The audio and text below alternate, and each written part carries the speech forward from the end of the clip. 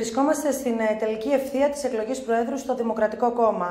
Η κόντρα έχει κορυφωθεί και μόλις λίγα 24 ώρα μας χωρίζουν από την ανάδειξη νέου Προέδρου στο Δίκο. Ο Νικόλας Παπαδόπουλος ανοίγει τα χαρτιά του και κάνει τις τελευταίες καθοριστικές επισημάνσεις. Κύριε Παπαδόπουλε, μόλις 2-24 ώρα πριν την ανάδειξη του νέου Προέδρου στο Δημοκρατικό Κόμμα. Εδώ και μήνες δίνετε μάχη, έχετε δείξει τις προθέσεις σας, δώσατε υπεύθυνα και ξεκάθαρα μηνύματα για το τι θέλει για το Δίκο ο Νικόλας Παπαδόπουλος. Πώς αισθάνεστε λίγες ώρες πριν το τελικό αποτέλεσμα?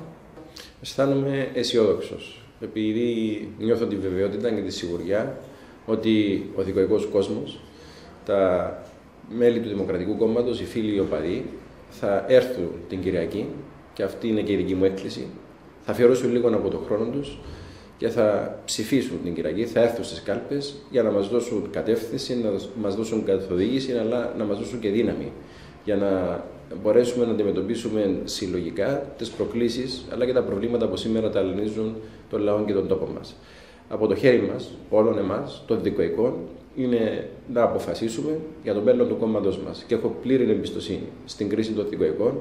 Δεν έχω καμία αμφιβολία ότι αν έρθουν στις κάλπες, το κόμμα θα μπορέσει να ξεκινήσει μια νέα πορεία, να γυρίσει σελίδα και να μπορέσουμε στο μέλλον να συμβάλλουμε καταλυτικά στην επίλυση των οικονομικών προβλημάτων του τόπου μας, αλλά και στις προσπάθειες επίλυσης του Κυπριακού. Ούτε λιμουζίνες θέλουμε, ούτε οδηγούς, ούτε υφυπουργούς. Χυμούς στα σχολεία θέλουμε, τονίσατε εμφαντικά σε πρόσφατη ομιλία σας. Έτσι είναι, κύριε Παπαδόπουλε? Ναι, θεωρώ ότι ως κόμμα του κέντρου, ένα κόμμα που πιστεύει στη μεικτή οικονομία, που από τη μία θεωρεί ότι πρέπει να κερδίσουμε την εμπιστοσύνη των Ευρωπαίων εταίρων μας, πρέπει να υλοποιήσουμε τις δεσμεύσεις μας, αλλά από την άλλη πρέπει να στηρίξουμε τις ευάλωτες τάξεις του πληθυσμού μας, θεωρώ ότι θα πρέπει να πάψουν οι προκλητικές σπατάλες, οι αστόχευτες δαπάνες και να επικεντρωθούμε στη στήριξη εκείνων των ομάδων του πληθυσμού μας που αυτή τη στιγμή πληρώνουν το βαρύτατο τίμημα για την υλοποίηση του μνημονίου και δυστυχώς επομίζονται τις πιο δυσάρεστες παρενέργειες από τα δυσάρεστα μέτρα, τα επώδυνα μέτρα που αναγκαζόμαστε να υλοποιήσουμε.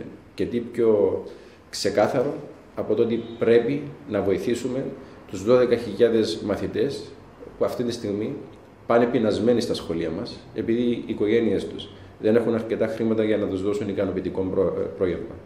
Είναι ντροπή για μια κοινωνία να προβαίνει σε άλλες δαπάνες και σπατάλες και να μην επιλύει τέτοια προβλήματα. Και αυτός είναι ο ρόλος του ειδικού. Αυτός είναι ο ρόλος του κέντρου. Πρέπει να στηρίξουμε τον κόσμο. Κοντά στην τελική μάχη, ένα βήμα πριν το εκλογικό συνέδριο της 1ης Δεκεμβρίου. Νιώθετε ότι με την άνοδό σας στο Δίκο θα εξέλθει ενδυναμωμένο, αφού έχετε πει να ξαναμπεί το κόμμα πίσω στις ράγες του και ότι το Δίκο πρέπει να βρει τον παλιό καλό του εαυτό? Ποιος είναι αυτός? Δεν έχω καμία αμφιβολία ότι το Δημοκρατικό Κόμμα θα εξέλθει ενδυναμωμένο από αυτή τη δημοκρατική αντιπαράθεση, γιατί εγώ πιστεύω ότι η δημοκρατία δεν είναι αδυναμία, είναι δύναμη. Και ακριβώς θα αντλήσουμε δύναμη από τον κόσμο του Δίκο, θα μας δώσει μια εντολή, την οποία θα μπορέσουμε να αξιοποιήσουμε για να επιλύσουμε ακριβώς τα προβλήματα που αυτή τη στιγμή ταλανίζουν τον τόπο και τον λαό μας. Το Δημοκρατικό Κόμμα έχει να προσφέρει πολλά και μαζί με τη στήριξη του Δημοκρατικού Κόμματος, μαζί με τη στήριξη του κόσμου του Δημοκρατικού Κόμματος, μπορούμε ακριβώς να συμβάλλουμε καταλυτικά και καθοριστικά σε ό,τι αφορά τη συμμετοχή μας στην συγκυβέρνηση μαζί με το Δημοκρατικό Συναρμό και τον Νίκο Αναστασιάδη. Γιατί ο Νικόλας Παπαδόπουλος στο τιμόνι Προεδρίας του Δίκο και γιατί ο κόσμος να επιλέξει την αλλαγή? Τι επιδιώκετε δηλαδή με την άνοδό σας στην Προεδρία και αν πιστεύετε ότι θα καταφέρετε τελικά να ανατρέψετε τα εφιστάμενα δεδομένα στο κόμμα σας, αφού ο κύριος Κάρογιαν ισχυρίζεται ότι η εκλογή σας στο αξίωμα του Προέδρου είναι απλά μία από τις φιλοδοξίες σας? Κοιτάξτε, είναι δικαίωμα του κύριου Κάρογιαν να θεωρεί ότι ο ίδιος δεν έχει φιλοδοξίες και να αναγάγει τον εαυτό του ως σωτήραν της Κύπρου. Εγώ νομίζω ότι είναι θεμιτόν και οι δύο μας να θεωρούμε ότι μπορούμε από τη θέση του Προέδρου να υπηρετήσουμε καλύτερα τις προσδοκίες και τις επιδιώξεις του δικοϊκού κόσμου και να υπηρετήσουμε με αυτόν τον τρόπο την πατρίδα. Δεν θα κάνουμε διαγωνισμό ποιος έχει τις περισσότερες ή τις λιγότερες φιλοδοξίες. Ο κόσμος του Δίκου θα αποφασίσει ποιος είναι καταλληλότερος για να ηγηθεί του κόμματος. Ποιον εμπιστεύονται περισσότερο στην οικονομία, ποιον εμπιστεύονται περισσότερο στο Κυπριακό, ποιον εμπιστεύονται ότι μπορεί με μια αξιόπιστη διεκδικητική πολιτική να επηρεάσει την παρούσα κυβέρνηση, έτσι ώστε να υλοποιηθούν οι στόχοι και οραματισμοί της βάσης του κόμματος. Είναι πάρα πολύ απλό. Επειδή θεωρώ ότι ο συναγωνιστής ο Μάριος Καρογιάν έχει αποτύχει ως πρόεδρος του Δημοκρατικού Κόμματος, γιατί βλέπουμε τα τελευταία χρόνια μια συρρίκνωση των εκλογικών ποσοστών του κόμματος μας σε κάθε εκλογική αναμέτρηση. Και στις βουλευτικές, και στις ευρωβουλευτικές, και στις δημοτικές, στις προεδρικές. Το 70% του κόμματος μας ψήφισαν άλλο πράγμα από αυτό που αποφάσισε η ηγεσία. Βλέπουμε μια τεράστια διάσταση μεταξύ της ηγεσίας και της βάσης. Ζήσαμε τα προηγούμενα 5 χρόνια μια συγκυβέρνηση μαζί με το ΑΚΕΛ, όπου δυστυχώς αποτύχαμε ως κόμμα να ελέγξουμε τον κύριο Χριστόφιαν, αποτύχαμε. Απέτυχε ο κύριος Καρογιάν να τον επηρεάσει με οποιοδήποτε τρόπο. Απέτυχε να αποσύρει τις γενναιόδορες προσφορές. Απέτυχε να αποτρέψει τη χρεοκοπία της κυπριακής οικονομίας. Και ο δικός μου φόβος, και ο φόβος πολλών δικοικών, είναι ότι με την επανεκλογή του κύριου Καρογιάν θα συνεχίσει η συρρίκνωση, θα συνεχίσει η διάσταση και η διάσπαση με τη βάση του κόμματος και τίθεται ένα βασικό ερώτημα. Γιατί να εμπιστευτούμε τον άνθρωπο που απέτυχε να επηρεάσει τον κύριο Χριστόφια με οποιοδήποτε τρόπο, ότι θα επηρεάσει σήμερα τον Νίκο Αναστασιάδη? Αντίθετα, η δική μου υποψηφιότητα θεωρώ ότι δίδει προοπτική στο Δημοκρατικό Κόμμα. Γιατί η βασική μου επιδίωξη σε μένα είναι να διευρύνουμε το Δημοκρατικό Κόμμα, να διευρύνουμε την εκλογική του βάση, να κάνουμε ένα άνοιγμα προς την κοινωνία, να επαναφέρουμε πίσω τον κόσμο που έχει αποστασιοποιηθεί, τον κόσμο που έχει επικραθεί από προηγούμενες λαθασμένες αποφάσεις, να επαναφέρουμε τα στελέχη που έχουν αποστασιοποιηθεί ή και που έχουν εκδιωχθεί από τον κύριο Καρογιάν και όλοι μαζί είναι ενωμένοι. Να καταφέρουμε ξανά να χτίσουμε ένα κόμμα που μπορεί να συμβάλλει καταλυτικά στην επίλυση των προβλημάτων που ταλανίζουν σήμερα τον τόπο και τον λαό μας. Πολιτικές θέσεις πάνω από πολιτιακές καρέκλες, το κόμμα είναι ο κόσμος και τον κόσμο πρέπει να υπηρετούμε. Πάνω από το κόμμα είναι η πατρίδα, δηλώσατε χαρακτηριστικά πρόσφατα. Για εσάς, πάνω από όλα είναι η πατρίδα, κύριε Παπαδόπουλε? Πάντα και πρέπει πάντα να είναι πάνω από οποιοδήποτε κόμμα η πατρίδα, γιατί θεωρώ ότι ένα από τα τραγικά λάθη που δυστυχώς έγιναν τα προηγούμενα χρόνια από την προηγούμενη κυβέρνηση ήταν ότι στάθμισαν το πολιτικό κόστος. Κάποιοι θεώρησαν ότι ήταν υπερβολικό το πολιτικό κόστος για το δικό τους κόμμα και δεν πήραν τα μέτρα που έπρεπε να πάρουν για να σώσουν την κυπριακή οικονομία.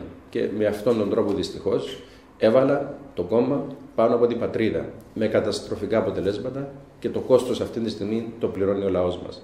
Δεν πρέπει να επαναληφθεί ποτέ ένα τέτοιο σενάριο και ελπίζω όλα τα πολιτικά κόμματα να έχουν διδαχθεί από τα λάθη του παρελθόντος και ιδιαίτερα το Δημοκρατικό Κόμμα, που πάντα έβαζε την πατρίδα πάνω από οποιαδήποτε άλλη προτεραιότητα, πρέπει να συνεχίσει να υπηρετεί την πατρίδα. Η επόμενη μέρα στο Δίκο πιθανόν να σας βρει νικητές ή ηττημένους. Αν ο κόσμος την Κυριακή 1η Δεκεμβρίου σας τιμήσει με την ψήφο του και είστε ο νικητής των εκλογών, ο Μάριος Καρογιάν θα έχει θέση στο Δίκο? Και αν στην περίπτωση είστε εσείς ο ηττημένος, αν δεν μπορούσαμε να το πούμε έτσι, ποια θα είναι η επόμενη μέρα για τον Νικόλαο Παπαδόπουλο? Φυσικά και αν κερδίσω, θα υπάρχει θέση και για τον συναγωνιστή τον Καρογιάν, αλλά και για όλους τους συναγωνιστές στο Δημοκρατικό Κόμμα. Η πρόθεση μου είναι ακριβώς να επουλώσουμε τις πληγές μας, να γυρίσουμε στη σελίδα και θα τίνω χέρι φιλίας και συνεργασίας προς όλους. Γιατί ελπίζω μαζί, συλλογικά, να μπορέσουμε να πάρουμε τις σωστές αποφάσεις που θα επαναφέρουν πίσω το κόμμα στον πρωταγωνιστικό ρόλο που πρέπει να διαδραματίζει στον χώρο του κέντρου. Τώρα το ζήτημα και το ερώτημα δεν είναι τι θα γίνει αν εγώ ή ο κύριος Καρογιάν χάσουμε τις εκλογές. Γιατί είμαι σίγουρος ότι και οι δύο θα μείνουμε στο Δίκο. Το πρόβλημα είναι, μάλλον το ερώτημα είναι, θα μείνει στο Δίκο ο κόσμος? Γιατί αυτή τη στιγμή ένα από τα βασικά ερωτήματα που θα πρέπει να μας απασχολήσουν ως δικοεκοί την ημέρα των εκλογών είναι με ποιον τρόπο και ποιος υποψήφιος μπορεί να συγκρατήσει τον κόσμο του Δημοκρατικού Κόμματος, μπορεί να επαναφέρει πίσω τους αποστησιωμένους οπαδούς του κόμματος. Και είναι μία από τις πολιτικές παραμέτρους που θα πρέπει, θεωρώ εγώ, να λάβουν υπόψη οι δικοικοί όταν θα ψηφίζουν την ερχόμενη Κυριακή. Είστε μια πολύ έντονη προσωπικότητα, ένας άνθρωπος, αν όχι ο πρώτος, που αντιδράσατε έντονα, δώσατε μάχες για την διολύση του Κυπριακού, της οικονομίας, αλλά και όλου του διεφθαρμένου συστήματος. Δεν διστάσατε μάλιστα κάποια στιγμή να στραφείτε εναντίον κάποιων αποφάσεων του ίδιου του κόμματός σας που δεν σας αντιπροσώπευαν. Δεν σας φόβησε καθόλου αυτή η αντίδρασή σας, ότι ίσως θα είχε κάποιο πολιτικό κόστος? Είμαι στην πολιτική για να υπερασπίζουμε αυτά που πιστεύω. ανεξαρτήτως πολιτικού κόστους. Γιατί πιστεύω ότι αυτό πρέπει να κάνει ο κάθε πολιτικός. Αν απλά θα λέμε εκείνα που θέλει να ακούει ο κόσμος, στο τέλος της ημέρας δεν χρειάζονται οι πολιτικοί. Οι πολιτικοί χρειάζονται για να αναλαμβάνουν το πολιτικό κόστος. Όταν διαπιστώνουν ότι πρέπει να πάρθουν μέτρα τα οποία ενδεχομένως βραχυπρόθεσμα να είναι επαχθή, να είναι δυσάρεστα, να μην είναι δημοφιλή, αλλά επειδή πιστεύουν ότι μεσοπρόθεσμα και μακροπρόθεσμα θα έχουν θετικό αντίκτυπο, θα είναι υποφελή για τον τόπο και τον λαό. Αυτή είναι η δική μου επιδίωξη, με αυτήν τη φιλοσοφία ακριβώς πολιτεύομαι μέχρι σήμερα και αυτό θα συνεχίσω να πράττω. Εγώ θα λέω στον κόσμο την αλήθεια. Όσο δυσάρεστη κι αν είναι, αυτή είναι η μοναδική μου υπόσχεση. Όποιον και αν είναι το πολιτικό κόστος, θα συνεχίσω να υπερασπίζομαι και να αγωνίζομαι για εκείνα για τα οποία πιστεύω. Έχει ακουστεί ότι αρκετοί δικοικοί, παρόλο που είστε σταθερός και καθοριστικός στις απόψεις σας, πιθανόν φοβούνται να σας ψηφίσουν γιατί θα στραφείτε κάποια στιγμή εναντίον του ίδιου του Προέδρου της Δημοκρατίας, κάτι που δεν θα είναι ωφέλιμο για το κόμμα σας. Διαφωνήσατε τότε στην προεκλογική στήριξη του κ. Αναστασιάδη. Ως Δίκο δεν καταφέρατε να ελέγξετε τον κύριο Χριστόφια. Τον κύριο Αναστασιάδη ως συγκυβερνών κόμμα, πιστεύετε ότι θα καταφέρετε να τον ελέγξετε?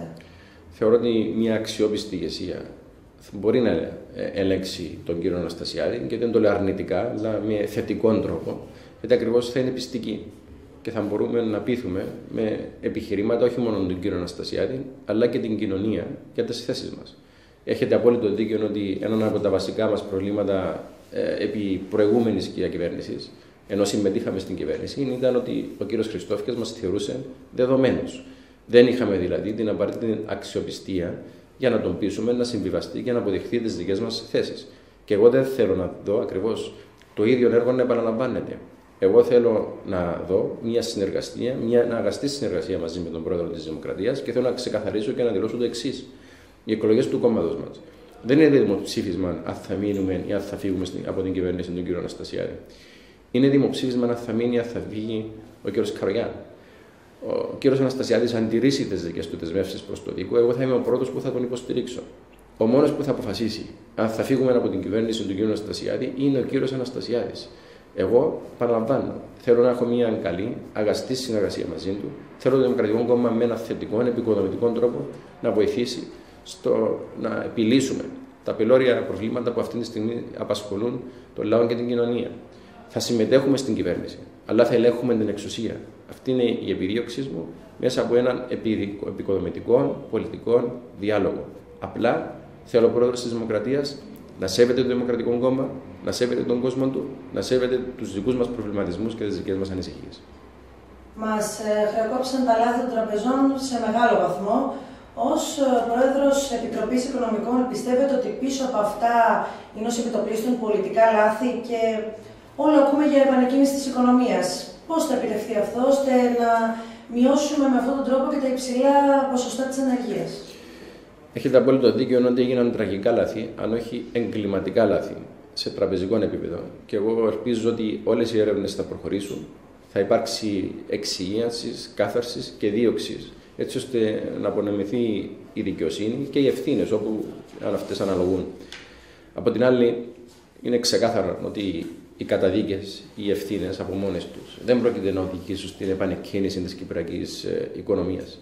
Θα πρέπει επομένως εμείς να αναλάβουμε πρωτοβουλίες, να βρούμε τους τρόπους, έστω και κάτω και μέσα από το στενό κορσέ της Τρόικας και του Μνημονίου, να μπορέσουμε να πετύχουμε την πολυπόθετη ανάπτυξη της κυπριακής οικονομίας. Και ακριβώς εδώ θα ήθελα να δω περισσότερες πρωτοβουλίες από κυβερνητικής πλευράς. Θα ήθελα να δω μέτρα στήριξης των μικρομεσαίων επιχειρήσεων, στήριξης των νοικοκυριών που γονατίζουν κάτω από τα βάρη των δανείων και των ψηλών επιτοκίων. Και δεν έχω δει μέχρι στιγμής τέτοια μέτρα, τουλάχιστον δεν τα έχω δει στο βαθμό που θα περίμενα.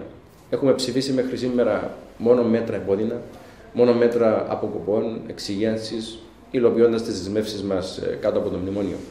Δεν έχουμε ψηφίσει μέχρι σήμερα ουσιαστικά μέτρα στήριξης των μικρομεσαίων επιχειρήσεων, μέτρα κίνητρα για την επανεκκίνηση της κυπριακής οικονομίας. Αυτά είναι που χρειαζόμαστε σήμερα και επαναλαμβάνω, αυτός είναι και ο καθοριστικός ρόλος του δικού μας κόμματος, του κόμματος του κέντρου. Θέλουμε μέσα από τα δύσκολα και στενά πλαίσια του μνημονίου να βρούμε εκείνες τις λύσεις που θα μας επιτρέψουν να δώσουμε το έναυσμα για την αναγέννηση της κυπριακής οικονομίας. Κ. Κύριε Παπαδόπουλε, θέλουμε ή δεν θέλουμε κάθαρση τελικά? Θέλετε να τιμωρηθούν αυτοί που έφεραν τα χρήματα και οδήγησαν τη χώρα στο σημερινό κατάντημα? Όχι μόνο θέλουμε κάθαρση, απαιτούμε κάθαρση. Είναι προϋπόθεση για να μπορέσουμε να προχωρήσουμε μπροστά, να γυρίσουμε στη σελίδα. Θέλουμε κάθαρση, θέλουμε εξυγίανση, θέλουμε δίωξη και καταδίκη, εάν είναι δυνατόν, εκείνων που ευθύνονται, και να δημεύσουμε και να κατάσχουμε και τις περιουσίες τους, εάν αυτό είναι εφικτό. Και γνωρίζουμε αυτή τη στιγμή ότι υπάρχουν διαδικασίες που βρίσκονται σε εξέλιξη εναντίον στελεχών των τραπεζών και ελπίζω ότι αυτές οι νομικές διαδικασίες να έχουν θετική κατάληξη. Γιατί θα είναι ένας τρόπος όπου εμείς οι καταθέτες θα καταφέρουμε να πάρουμε έστω και μέρος των χρημάτων που χάσαμε πίσω. Έχω πλήρη εμπιστοσύνη στο σημερινό Γενικό Εισαγγελέα, τον κύριο Κωνσταντινίδη. Θεωρώ ότι είναι ένας τίμιος, έντιμος άνθρωπος και θα πρέπει να του δοθεί κάθε δυνατότητα για απαραίτητη υποδομή, έτσι ώστε να μπορέσει να προχωρήσει αυτές τις έρευνες, γιατί έχουμε να βάλουμε με κατεστημένα που έχουν στη διάθεση τους τεράστια χρήματα, έχουν στη διάθεση τους καλύτερους δικηγόρους, ακόμα και πολιτική στήριξη σε άλλες χώρες. Και επομένως θα πρέπει τα δικά μας βήματα να είναι προσεκτικά αλλά αποφασιστικά. Είστε πολιτικός. Κάποιοι συνάδελφοί σας κατηγορούνται για πολιτική διαφθορά. Ο κόσμος και κυρίως η νεολαία δείχνουν διαρκώς την απαξίωση στους πολιτικούς. Εσείς πώς το βλέπετε αυτό, δεν σας προβληματίζει καθόλου? Φυσικά και με προβληματίζει. Με προβληματίζει η απαξίωση που αυτή τη στιγμή δείχνει ο κόσμος προς τους πολιτικούς και την πολιτική γενικότερα. Και λέω ότι είναι απόλυτα δικαιολογημένη αυτή η απαξίωση. Γιατί για να φτάσουμε εδώ που φτάσαμε, για να φτάσουμε στη χρεοκοπία, έχει αποτύχει το πολιτικό σύστημα της Κύπρου. Ολόκληρο το πολιτικό σύστημα. Και κανένα κόμμα δεν είναι άμυρον ευθυνών και περιλαμβάνω και το δικό μου κόμμα. Στα κόμματα που έχουν ευθύνη, το δικό του μερίδιο ευθύνης για την κατάσταση στην οποία έχουμε περιέλθει. Όμως υπάρχουν διαβαθμίσεις ευθύνης.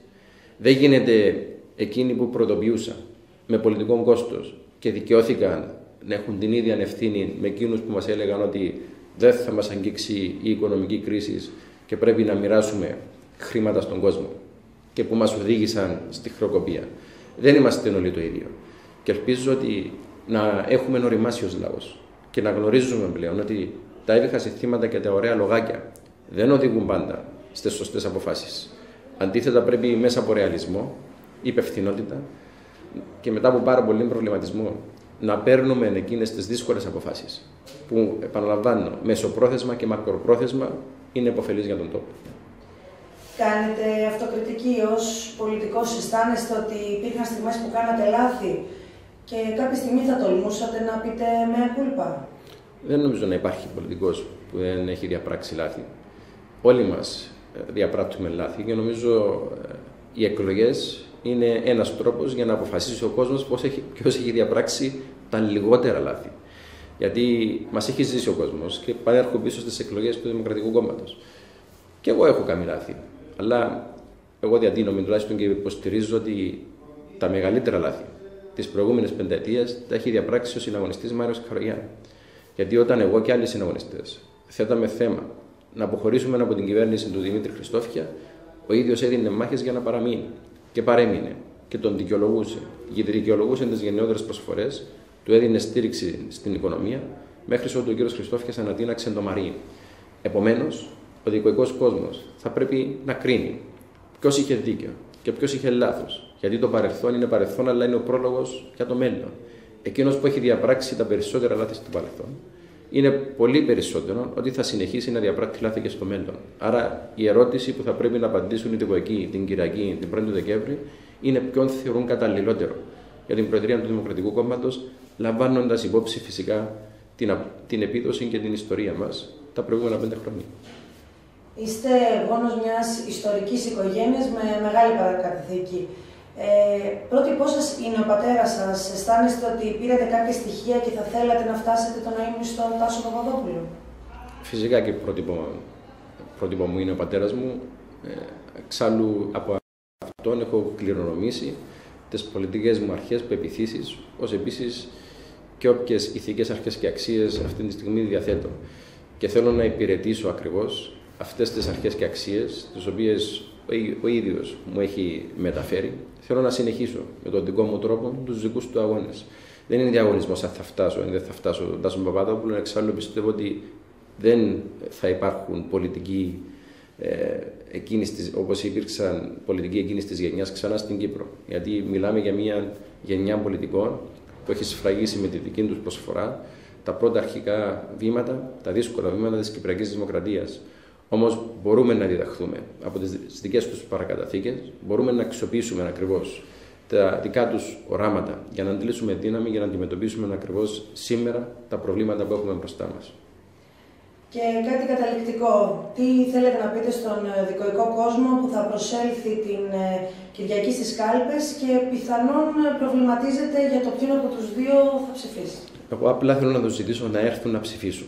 Είναι το πιο σημαντικό πράγμα. Θέλω να απευθύνω μια έκκληση προς όλους τους δικοϊκούς, να αφιερώσουν λίγο από τον χρόνο τους, να έρθουν την Κυριακή, να ψηφίσουν, γιατί τα απλά μέλη του ΔΥΚΟ έχουν το δικαίωμα, την εξουσία και τη δύναμη να αποφασίσουν για τον πρόεδρο του κόμματος και να αποφασίσουν και για το μέλλον του κόμματός μας. Η δύναμη είναι στα χέρια τους. Και μαζί με τη δική τους δύναμη μπορούμε από τη Δευτέρα να ξεκινήσουμε σε μια νέα πορεία, να γυρίσουμε στη σελίδα, ενωμένοι, ενδυναμωμένοι, να συμβάλλουμε στο να αντιμετωπίσουμε τα προβλήματα που σήμερα δυστυχώς ταλανίζουν τον λαό μας. Μπορούμε να δώσουμε τις λύσεις, γιατί οι δικοικοί ξέρουν ότι στο παρελθόν το ΔΥΚΟ πέτυχε οικονομικά θαύματα. Μπορούμε και σήμερα να πετύχουμε οικονομικά θαύματα, φτάνει να πιστέψουμε στους εαυτούς μας. Γι' αυτό τους καλώ να έρθουν να ψηφίσουν. Εμείς να σας ευχηθούμε καλή επιτυχία και ευχόμαστε η 1η Δεκεμβρίου να είναι μέρα γιορτής στο Δημοκρατικό Κόμμα, που θα την δώσει με την ψήφο του ο δικοϊκός κόσμος. Ευχαριστώ πάρα πολύ.